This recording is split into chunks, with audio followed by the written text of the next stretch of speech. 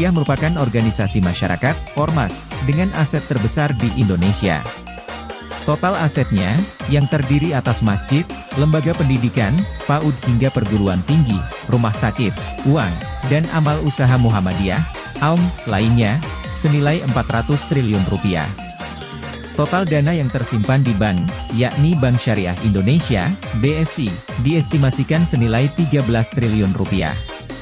Pada 30 Mei 2024, Muhammadiyah memutuskan memindahkan dana tersebut ke bank lainnya. Demikian disampaikan Elvan Gomez saat dikonfirmasi Detik Fakta, TV di kawasan Jakarta Pusat, 19 Juni 2024. Lalu, bagaimana dampak keputusan tersebut secara ekonomi, baik makroekonomi maupun mikroekonomi? Dari perspektif teori ekonomi, penarikan dana oleh Muhammadiyah dari BSI memiliki potensi dampak yang signifikan, baik pada tingkat mikro maupun makroekonomi. Keputusan ini mencerminkan perilaku rasional dari nasabah besar berdasarkan analisis risiko dan kinerja, serta mempengaruhi pasar keuangan dan stabilitas ekonomi secara keseluruhan.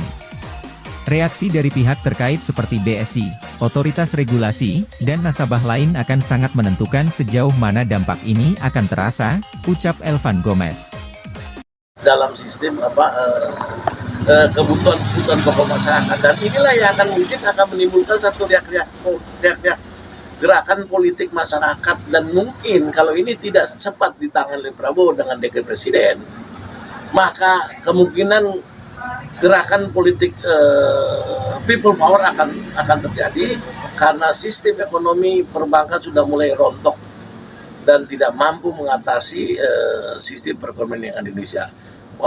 Walaupun ya negara-negara Cina, Amerika, dan Singapura coba membackup, tetapi Amerika sedang dalam rusuh, dan Eropa juga sedang musuhan dengan Cina. Dengan sistem perdagangan tadi menghambat perang dagangnya Eropa dengan Cina, itu menyebabkan bahwa kita ini ekonomi akan dalam keadaan tidak ada yang bisa membantu ekonomi kita kecuali ya kekuatan bangsa sendiri, yaitu saya yakin Prabowo dengan ilmu dari bapaknya si begawan ekonomi, dia akan melakukan dekret. Dengan dekret itu Prabowo bisa bangkitkan ekonomi Indonesia dan tidak ketergantungan dengan ekonomi Amerika, Cina pun di Singapura. Kenapa harus dekret, Pak? Dari dekret itu bisa membangkitkan ekonomi? Karena pasal 3 dekret Undang-Undang Supply Asli, ekonomi dibangun secara bersama. Jadi masyarakat sama-sama nyusun ekonomi tadi. Kalau sekarang kan liberal, masing-masing. Nggak ada sistem konglomerat tadi. Dengan disusun secara bersama, ekonomi menjadi kuat. Nah, itulah kenapa saya bilang dekret presiden harus segera, karena dengan tadi pasal 33 kembali sistem ekonomi secara korporasi yang disusun secara bersama bangsa Indonesia dalam menuju kepada kesejahteraan dan kecerdasan bangsa dan keadilan sosial bagi bangsa Indonesia. Berarti apa pesan Pak Gomez untuk Prabowo? Ya segera melakukan dekret supaya sistem ekonomi kembali kepada dasar ke korporasi. Baik, apa yang mau ditekankan dengan itu, Pak? Ya ditekan Prabowo segera, nggak usah nunggu pelantikan lagi, lakukan dekret saja. Oke Pak Gomez, siap. Yang menarik dalam situasi menjelang pelantikan Prabowo, ada satu hal yang menarik adalah adanya pengambilan dana Muhammadiyah, penarikan dana Muhammadiyah hampir kurang sekitar 15 triliun di Bank Syariah Indonesia. Itu akan berdampak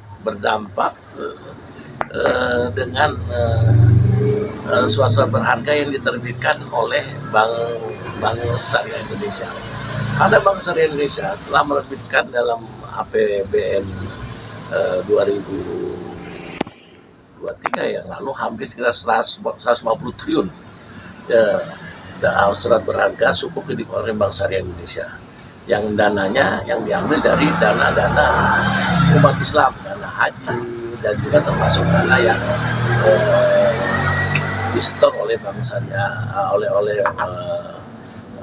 oleh anggota Muhammadiyah.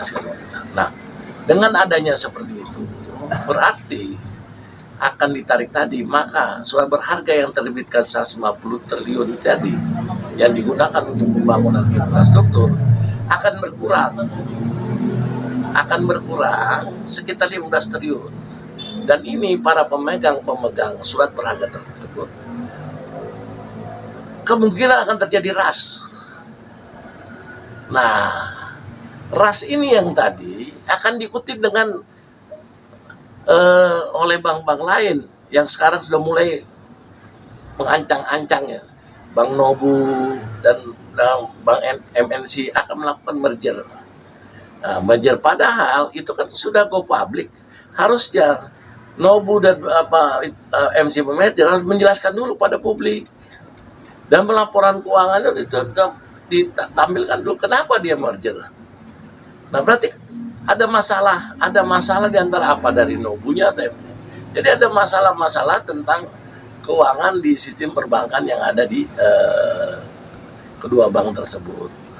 Nah, ini di mana yang selama ini menjadi motor gerakan ekonomi, terutama dalam angka sekarang kredit bermasalah, NPL makin tinggi, itu mengganggu semua. Banyak BPR yang jatuh, yang kolab karena